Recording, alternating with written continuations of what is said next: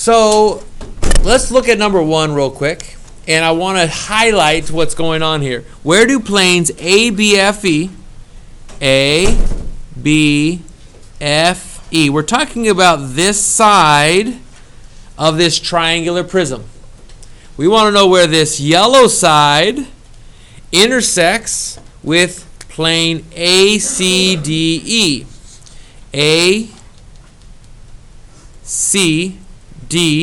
ACDE. We're talking about this pink side. And so if I think about where the pink side, the left side of the triangular prism, where does it touch the yellow side? It touches, not just in one spot, it touches along all of these spots. Not just here, but it touches all the way down. And because it says it's a plane, planes extend forever and ever and ever. And this picture doesn't show it because it's showing the flat surface. But remember, a plane by definition means it goes forever. So that means that it must touch in a line. Two planes always intersect in a line. You have to have the double arrows on top. Otherwise, you would get it incorrect. Line AE is where these two intersect, or line EA. The second question is, where do planes CBFD and CBFD, so let me use the pin for that one, CBFD.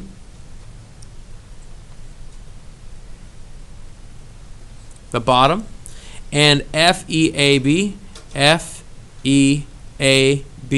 FEAB is the yellow one, so I'm going to put the yellow thing around this one. Where do the blue one and the yellow one intersect? They intersect this whole side right here. They touch in every single spot. There's an infinite places, so we're going to use an infinite line that has to have double arrows on top. Either line FB or line BF. Any questions about number 1? Number 2.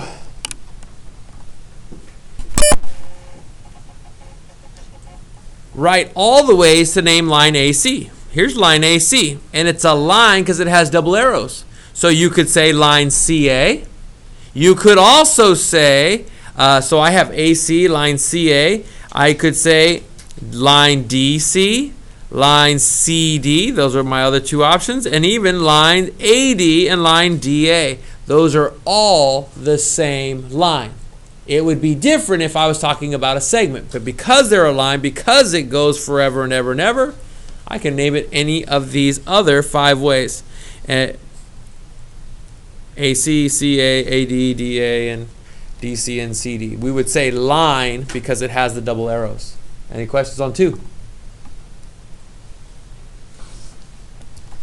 Number 3 says, what is the length of segment AXZ? What is the length of segment XZ? By the way, if it ever says something like this, XZ, and it doesn't have anything on top, that means the same thing. What is the length of? Traditionally, it's written like this without the bar. And so, how long is XZ? How long is it from -8 to 2? It is 10 units long, and you can actually just add them together. 1, 2, 3, 4, 5, 6, 7, 8, 9, 10. You can count. Or you can go, what is this distance, which is 8 units, plus the 2. 8 plus 2 is 10. Don't forget, distance is always positive, meaning it doesn't matter that this is on the negative side. This is a positive distance. There's no such thing as running backwards a mile and not being tired. You will get tired because you went a positive distance, even though you went backwards. Number 4. There are a couple different ways to solve it. I solved it the hard way, and then I realized there was an easier way to do it. The hard way was like this. Since B is the midpoint, I underlined that word. If this is the midpoint, then what that means is exactly in the middle. That means if I fold it, this AB is going to be the same as DB. These two sides are congruent, which means this 5x minus 1 is the same as this 4x plus 6. They are equal to each other. So what I could do is I could set them equal to each other, or The complicated way that I did it was I said this piece plus this piece was going to equal 68. I did this piece plus this piece equals the 68 because that's what dA was. You could have also just set them equal to each other. And the easiest way to do it, which is the way I figured out later on, well, if this whole thing is 68, then half of it is 34, and that has to be 34. I just divided it by 2. So I came up with multiple ways to solve it. You can do it any which way as long as it makes sense to you. In this unit, you will always have to make a decision. Are these equal to each other? Do they add up to be something? These add up to be this.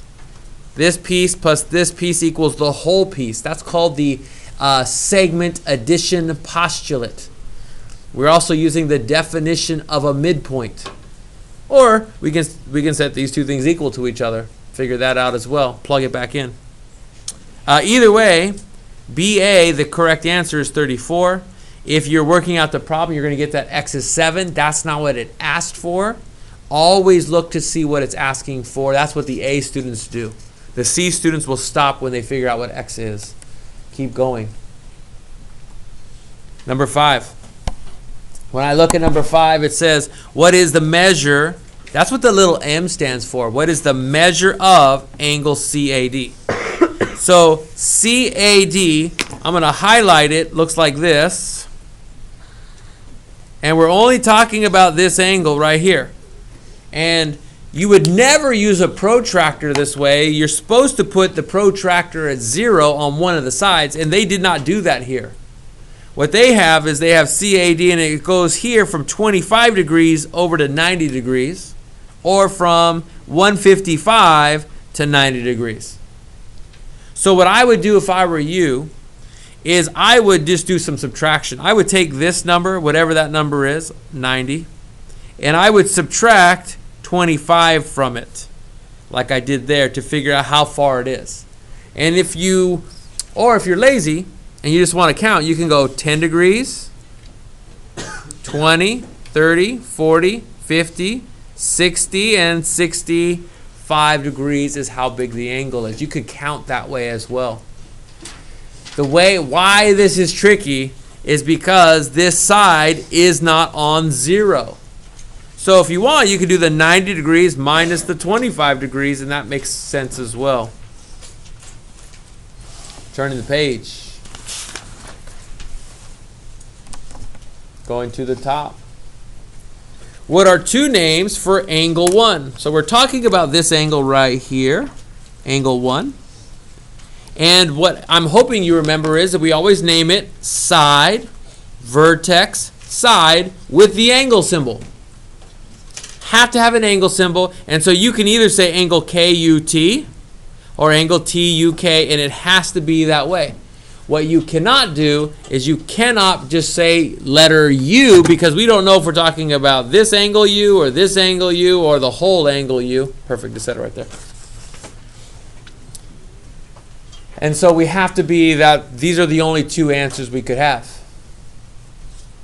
Any questions about 6? Number 7. Angle JKL and angle LKM are supplementary. What that means is this angle plus this angle are equal to, supplementary means adds to 180 degrees. That's what that word means. This plus this equals 180. So that means JKL, this 3x plus 8 plus the 5x plus 4 should equal 180. That's where this equation comes from, right here. They're supplementary. They add to 180. Then what do? I combine like terms. 3x plus 5x is 8x. The plus 8 to plus 4 means they add to 12. You don't change the signs when they're on the same side of the equal sign. And then what you do is you subtract 12, because now you're going to the opposite side of the equal sign. 180 minus 12 is 168. And you divide by 8. You can use the calculator for that. It comes out that x is 21. Is that what I asked for? Let's see, x is 21. No, What is the measure of LKM? LKM is 5x plus 4. So now that you know what x is, you have to take it, plug it back in to get what the correct answer is. The number one most missed question on the multiple choice will have x equals 21 as one of the possibilities. But the question on the multiple choice is going to say something along the lines of what's the measure of this angle. So you have to make sure you don't just figure out what x is, that you plug it back in order to figure out what that angle is every single time. Okay? That's my biggest hint to you on this test. It's just a multiple choice question. Any questions on 7? Number 8. Ray XF bisects. There's a key word. Bisects means cuts into 2 equal pieces. So if I cut into 2 equal pieces this angle, then the measure of angle EXF is 34 degrees, and this cuts it into 2 equal pieces. Then that means if this is 34, then this angle has to be 34. That's what the word bisects means. It means cuts into 2 equal pieces. Bi meaning 2, sect meaning it's being cut into 2 equal pieces. 34, 34. And then the final answer or question says, what is EXG, meaning side, vertex, side. EXG, what is the whole angle equal to? 34 and 34 is 68. Let me highlight that real quick. EXG is E, then X, then G. We're trying to find this whole angle. So you have to put them together in that case. Number 9. What angles are vertical angles? Vertical angles are the ones that are across from each other. They're the ones that are opposite V's. And I know vertical angles as like this kind of angle, where this angle is across from that one, and the doubles are across from the other doubles. That's how we wrote it down. So when I'm looking for doubles, 2 and 3, nope, those aren't vertical. 2 and 4, nope, because they're not the same size. The only pairs that are vertical angles are 1 and 3. They're across from each other with 2 lines. Look at this line. Look at this line. The ones that are across from each other are equal to each other. You could also say 3 and 1. I would also accept that. It's the same thing. Number 10. What is the other endpoint of a segment with a midpoint of -6 and an endpoint of -13? So what it's asking is if it has an endpoint of -13, I put an endpoint right here. Here's -13. And it has a midpoint of -6. Here's the midpoint. That means it's halfway at -6. I have to figure out how far is it from this endpoint to that midpoint. How far is it from -13 to -6 on the number line? If you don't know, you could count. -12, -11, -10, -9, -8, -7, -6. How many is that? 1, 2, 3, 4, 5, 6. It's 7 units long. And then what? If that's the midpoint, where is the other endpoint? So we have to go 7 more units this way. Well, if I'm at -6, 1, 2, 3, 4, 5, 6, that's 0. And 7 units would be at +1. That's my correct answer. Visually, you could write out a number line if you wanted to. Or you can just do some subtraction and know that that distance is a positive distance every single time. You could think of it as absolute value, but that just might make it a little bit more complicated. Keep it simple. No questions yet?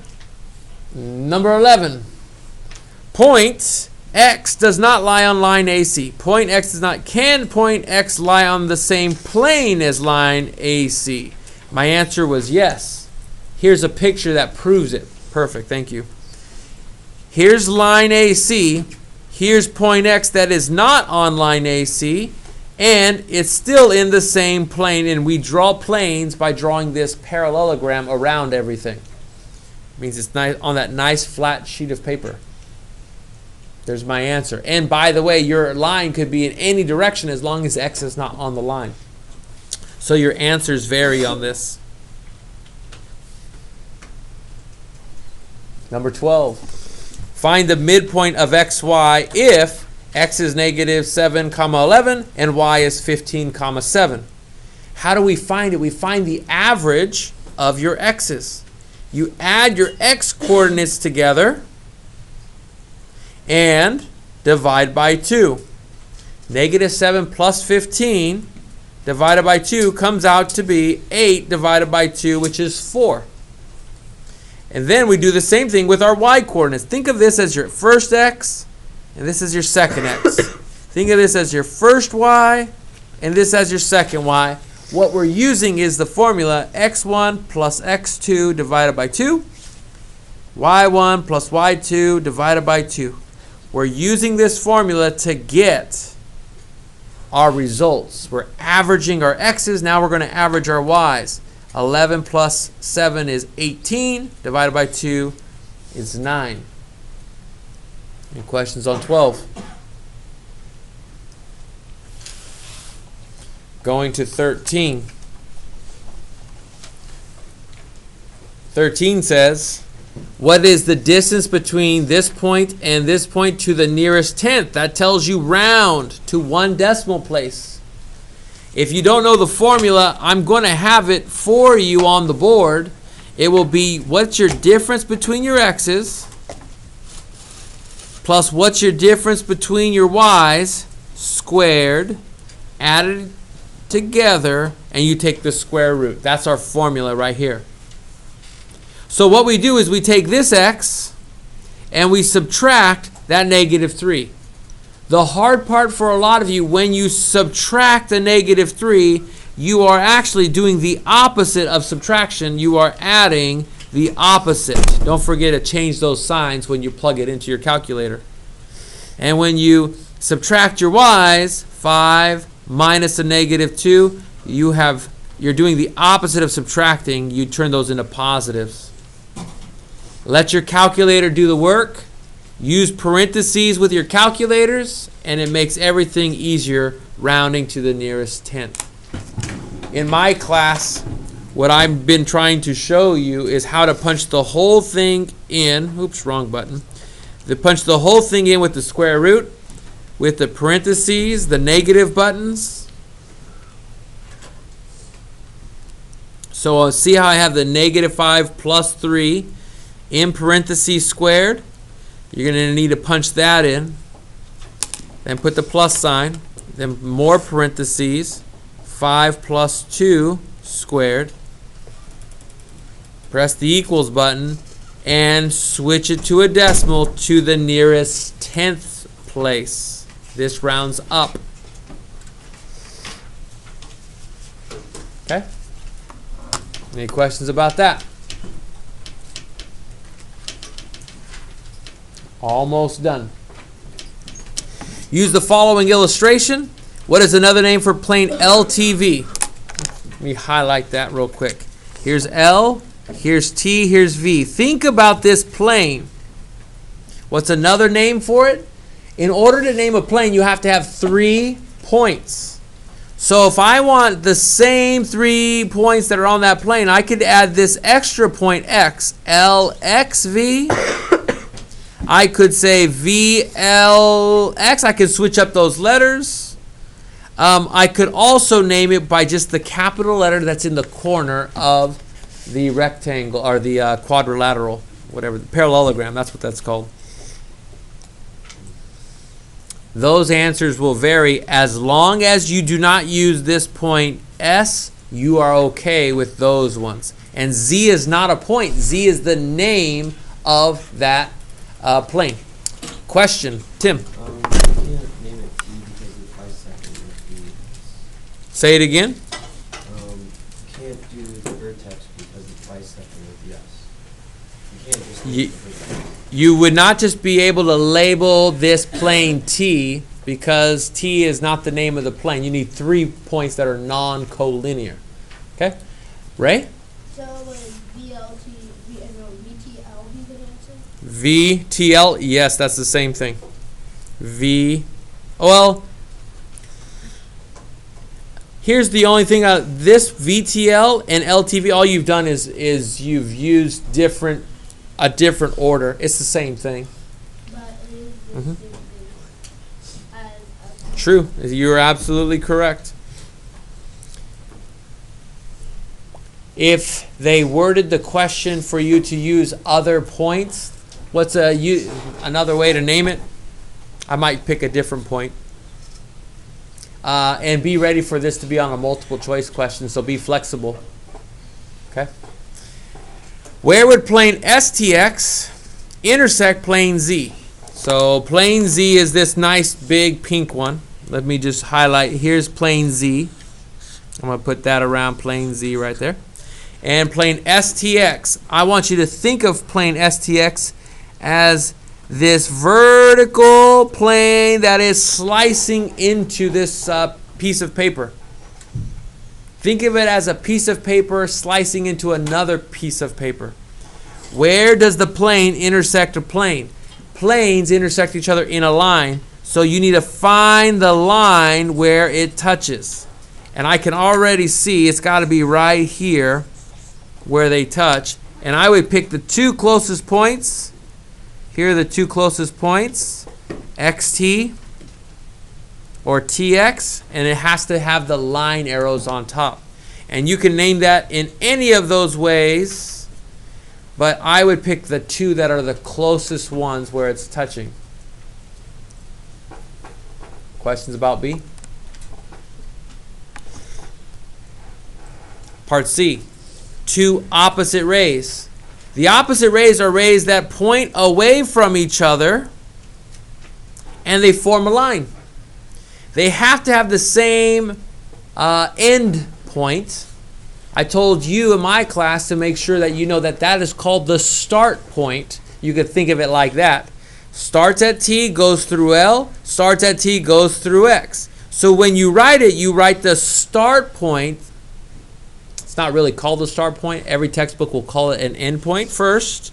TL, ray TX, and it has a ray bar on top. 1 arrow going away. These are rays. But they don't point opposite of each other. They do in the picture. We have to write it down. Endpoint first. And then it goes forever through L. This will let you know which direction it is. Endpoint first. It goes forever through X. They go in opposite in the picture. Not necessarily how we write it down. 15.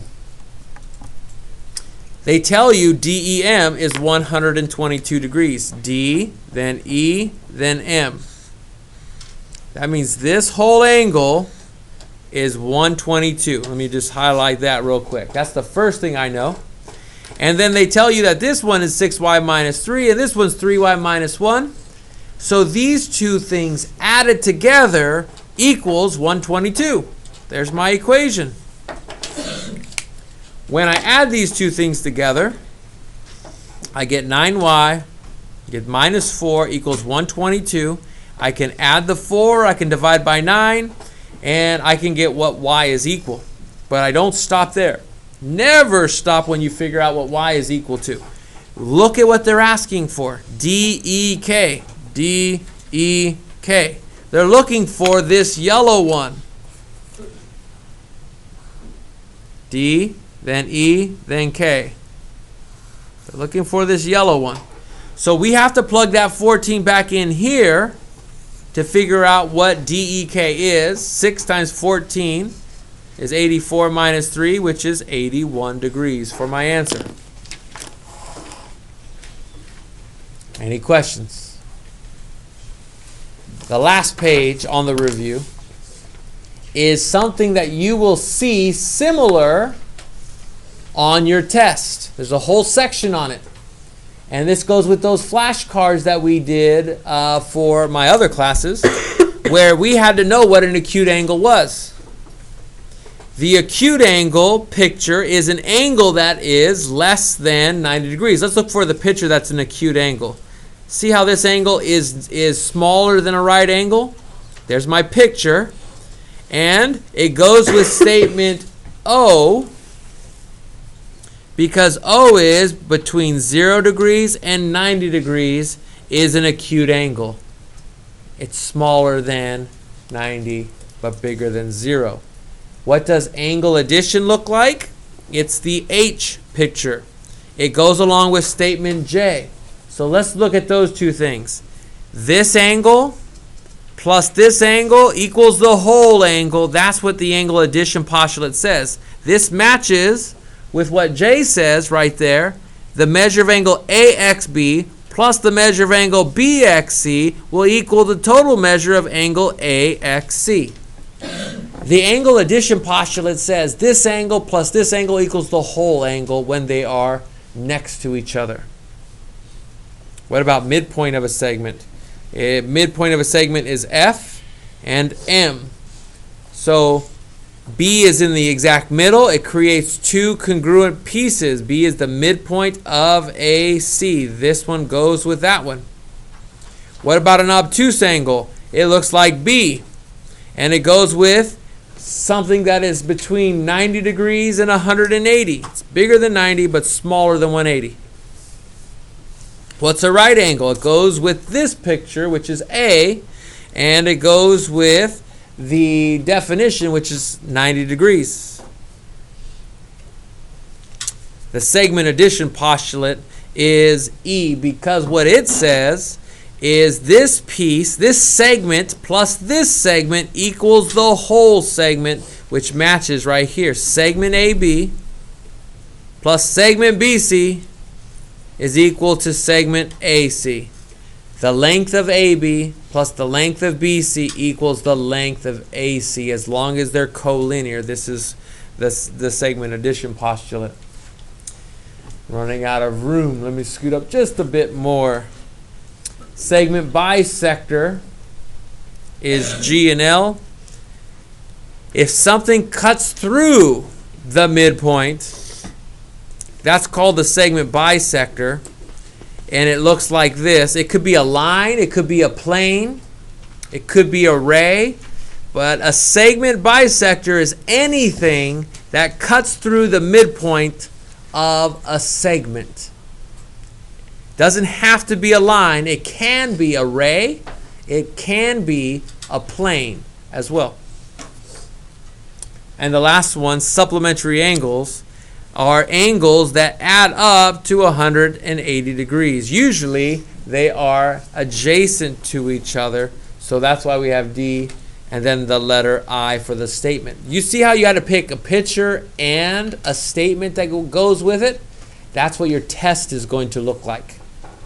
Any questions?